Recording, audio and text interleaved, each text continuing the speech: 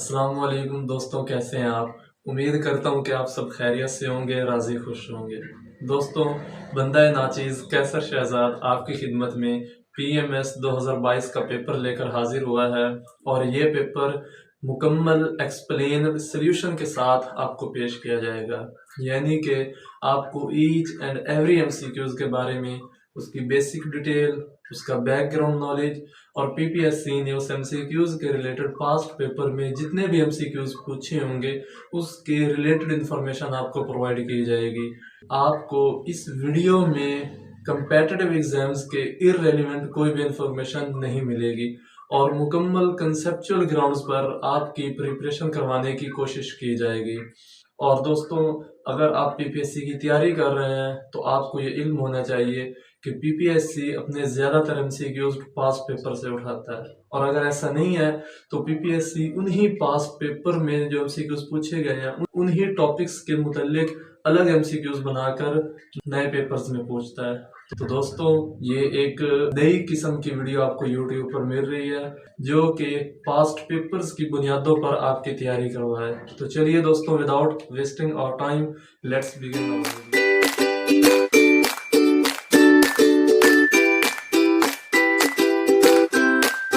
پہلا MCQs ہے، Who was the first chief justice of Pakistan? Pakistan کے پہلے چیف جسٹس میاں عبدالرشید تھے۔ بہت ہی بیسک سے MCQs ہے، لیکن آپ نے اس کے ریلیٹڈ 2-3 باتیں یاد رکھنی ہیں۔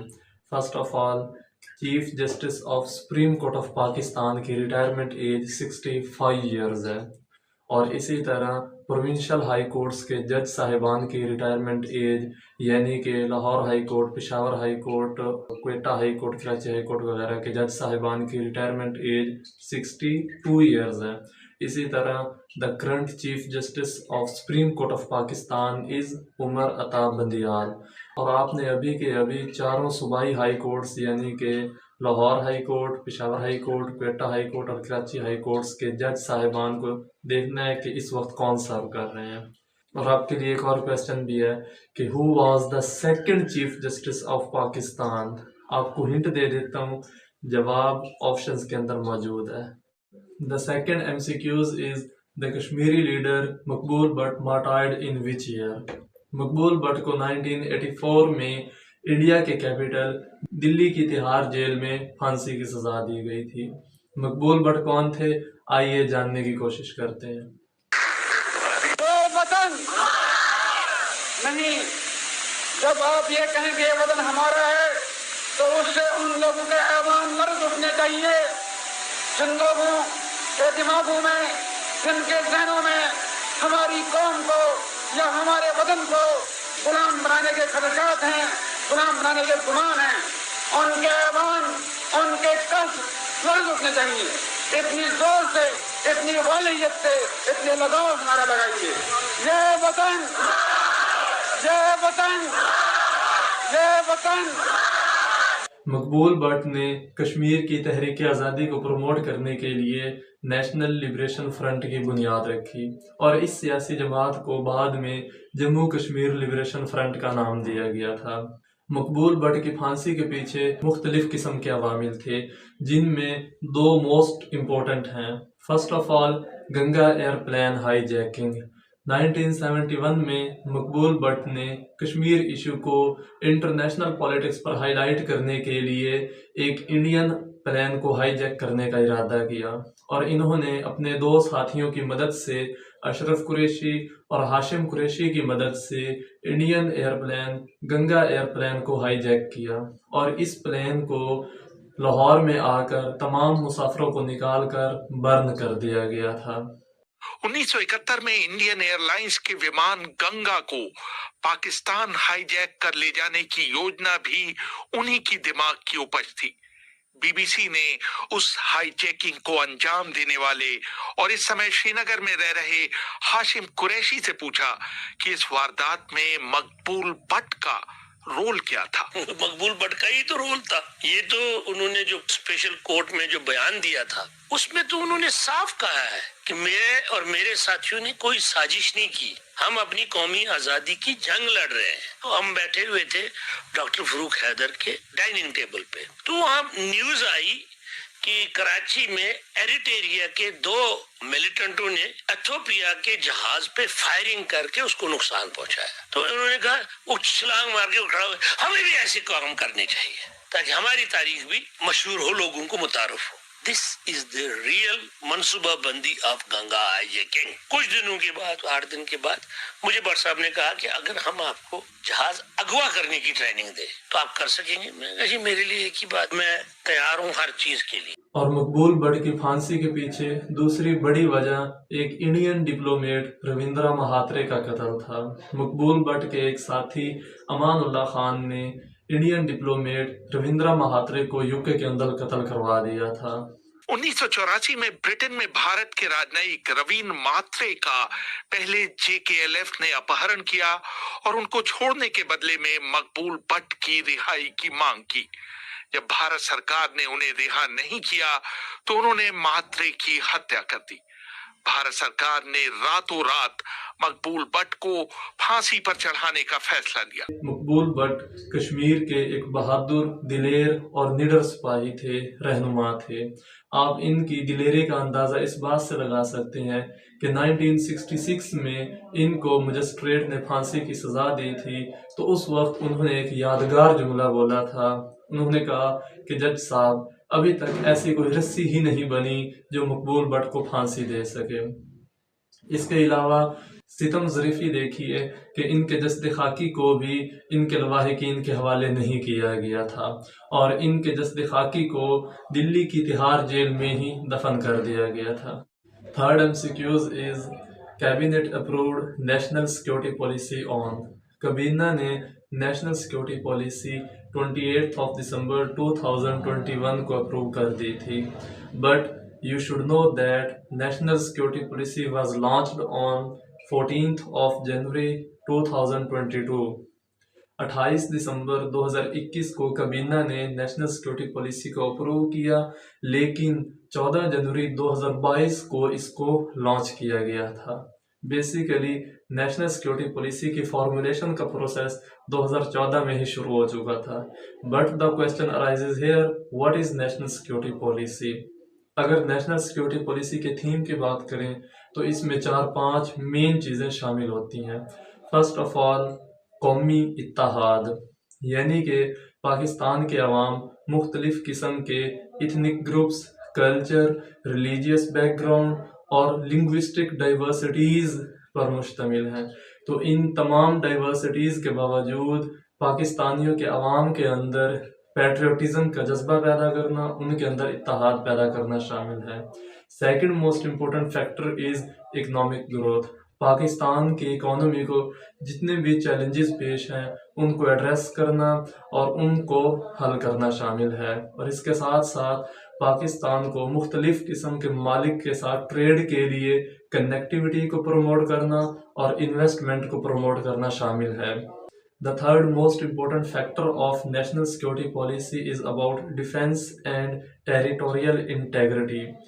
Fourth important factor is foreign policy of Pakistan. اسی طرح human security اور internal security پر بھی بحث کی گئی ہے. آپ کو گوگل پر بآسانی نیشنل سیکورٹی پالیسی کی پوری فائل مل جائے گی، آپ کو اس کی سمری بھی مل جائے گی. The fourth MCQs is the Gandhara school of art developed during the reign of Guptas, Kushan, Mughal and Mauryas.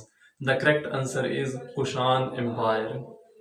Gandhara civilization کا آرٹ کلچر کشان امپائر کے دوران ڈیولپ ہوا تھا.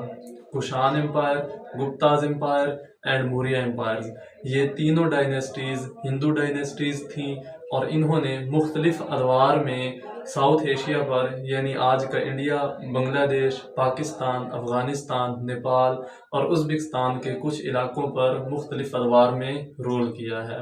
اس کے علاوہ Mughal dynasty it is the most recent dynasty in South Asia. Our next MCQs is International Mother Language Day is celebrated every year on. International Mother Language Day ہر سال 21 فروری کو celebrate کیا جاتا ہے. انٹرنیشنل مدر لینگویج ڈے ہر country اور ہر region کی language کو protect کرنے کے لیے ورلڈ وائڈ سیلیبریٹ کیا جاتا ہے. यानी कि लिंग्विस्टिक डाइवर्सिटी को प्रमोट किया जाता है। दोस्तों, क्या आपको ये मालूम है कि इंटरनेशनल मदर लैंग्वेज डे को सेलिब्रेट करने का इनिशिएटिव बांग्लादेश का था? जी हाँ दोस्तों, बांग्लादेश के लोग अपनी जुबान से जुनून की हद तक मोहब्बत करते हैं और 21 फरवरी का दिन बांग्लादेश में 1952 से सेलिब्रेट किया जा रहा है, लेकिन वर्ल्ड वाइड ये दिन 2009 से सेलिब्रेट किया जा रहा है। 1947 के बाद कई बंगाली लोग अपनी मादरी जुबान को प्रोटेक्ट करने की कॉज में शहीद हुए हैं और ये दिन 1952 से सेलिब्रेट किया जा रहा है।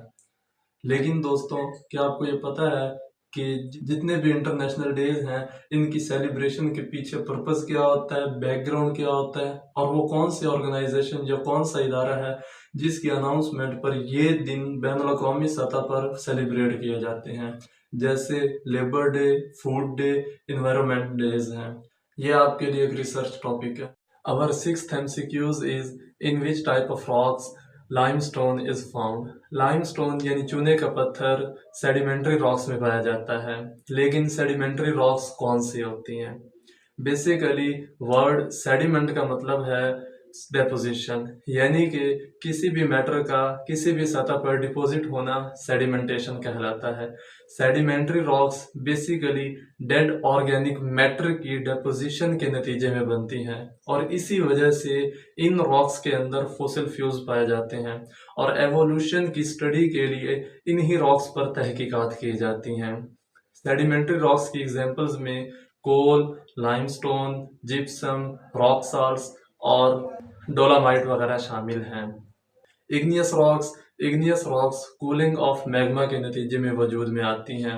वोल्केनो बॉम्ब, आतिशफशां का फटना और ग्रेनाइट वगैरह इसी की मिसालें हैं। इसी तरह मेटामॉर्फिक रॉक्स मेटामॉर्फिज्म के नतीजे में वजूद में आती हैं। मेटामॉर्फिज्म का मतलब ही यही है, चेंज इन फिजिकल शेप।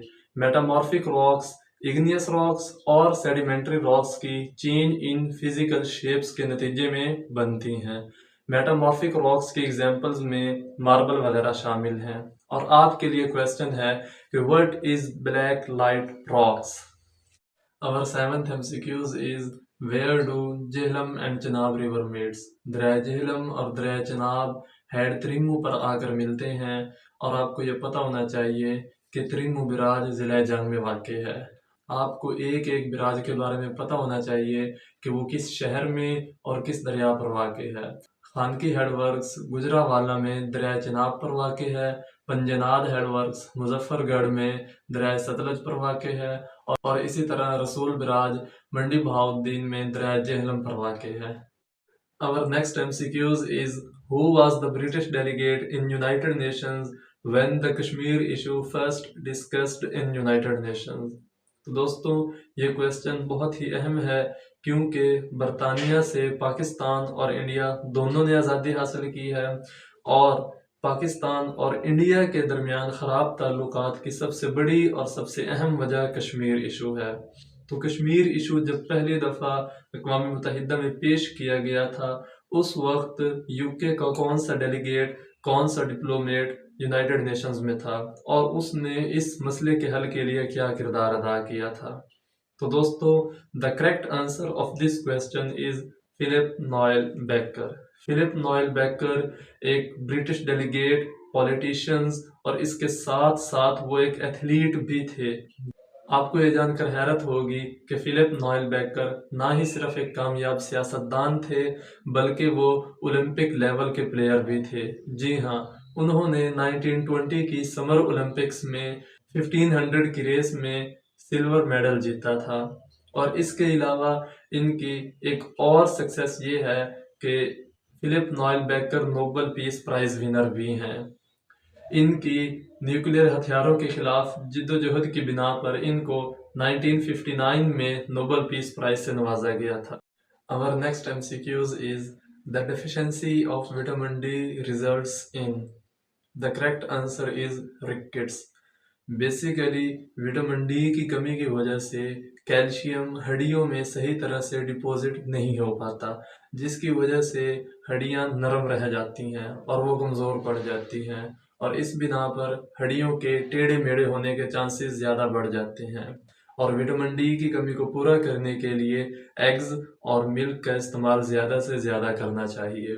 اسی طرح اسکروی کی بیماری وٹامن سی کی وجہ سے ہوتی ہے اور نائٹ بلائنڈنس وٹامن اے کی کمی کی وجہ سے ہوتی ہے۔ Our next MCQs is the current Secretary General of OIC belongs to which country? Current Secretary General of OIC is حسین براہیم طاہا۔ حسین براہیم طاہا چڈ سے بلانگ کرتے ہیں۔ چڈ افریقہ کا ایک کنٹری ہے۔ Our next MCQs is the currency of Israel is the correct answer is shekel اور ایک shackle تقریباً 64 پاکستانی روپیوں کے برابر ہے۔ اسی طرح یورو کرنسی 19 ممالک کی کرنسی ہے۔ بیسیکلی یورپی یونین 27 ممالک پر مشتمل ایک تنظیم ہے اور اس تنظیم کے 19 ممالک کی کرنسی یورو ہے اور ان 19 ممالک کو یورو زون کہا جاتا ہے، جن میں Finland, Spain, Germany, Italy, France وغیرہ شامل ہیں۔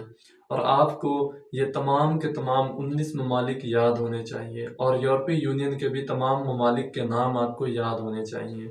اسی طرح پاؤنڈ کی کرنسی یو کے، سوڈان، ایجپٹ، لبنان وغیرہ میں پریکٹس کی جاتی ہے۔ اور آپ کے لیے یہ سوال ہے کہ کرون کس کی کرنسی ہے؟ آپ کو ہنٹ دے دیتا ہوں کہ یہ تقریباً 3 سے 4 ممالک کی کرنسی ہے اور ان کو اسکینڈیوینین کنٹریز کہتے ہیں۔ Our next MCQs is the deficiency of vitamin A results in. The correct answer is night blindness. Basically vitamin A دانتوں کی صحت کے لیے، سکن کی صحت کے لیے، امیونٹی کے لیے اور فیٹل ڈیولپمنٹ کے لیے بہت اہم ہوتی ہے، اور وٹامن اے کی کمی کی وجہ سے سکن ڈس آرڈر، ڈینٹل ڈس آرڈر، نائٹ بلائنڈنس اور آئی سائٹ کی پرابلمز ہو سکتی ہیں۔ اور وٹامن اے کی کمی کو پورا کرنے کے لیے ڈارک لیفی ویجیٹیبلز کا استعمال زیادہ سے زیادہ کرنا چاہیے۔ Our next MCQs is Flying Horse was the nickname of which Pakistani player? The correct answer is سمیع اللہ خان۔ سمیع اللہ خان بہاولپور کے ایک انٹرنیشنل لیول کے فیلڈ ہاکی پلیئر تھے، جنہوں نے اولمپکس میں، ورلڈ کپس میں اور ایشین گیمز میں پرفارم کیا تھا، اور ان کو فلائنگ ہارس ان کی گریٹ سپیڈ کی وجہ سے کہا جاتا تھا۔ Our next MCQs is vitamin E is stored in. Vitamin E adipose tissues میں سٹور ہوتا ہے۔ وٹامن ای کی ڈیفیشنسی بہت ہی ریئر ہوتی ہے، لیکن اس کی ڈیفیشنسی اگر ہو جائے تو نروس سسٹم کے ڈس آرڈر ہو سکتے ہیں۔ وٹامن ای ایڈیپوز ٹیشوز میں یعنی باڈی فیٹ میں سٹور ہوتا ہے، باڈی فیٹ کو ہی ایڈیپوز ٹیشوز کہا جاتا ہے۔ Our next MCQs is fat is stored in which part of human body? Fat basically skin کے نیچے سٹور ہوتی ہے، انڈر دا سکن کی ایک لیئر ہے ایپیڈرمس، اس میں یہ سٹور ہوتی ہے اور اس کو نام دیا جاتا ہے سبکوٹینیس۔ سبکوٹینیس کا لفظ دوستو جہاں بھی آ جائے آپ نے فوراً سمجھ جانا ہے کہ سکن کے ریلیٹڈ کوئی بات کی جا رہی ہے، تو دا کریکٹ آنسر از سبکوٹینیس۔ دوستوں آج کے لیے اتنا ہی، کیونکہ یہ ویڈیو کافی لینتھ ہی ہوتی جا رہی ہے۔ انشاءاللہ آپ سے جلد از جلد ایک نئی ویڈیو میں ملاقات ہوگی، تب تک کے لیے اللہ حافظ۔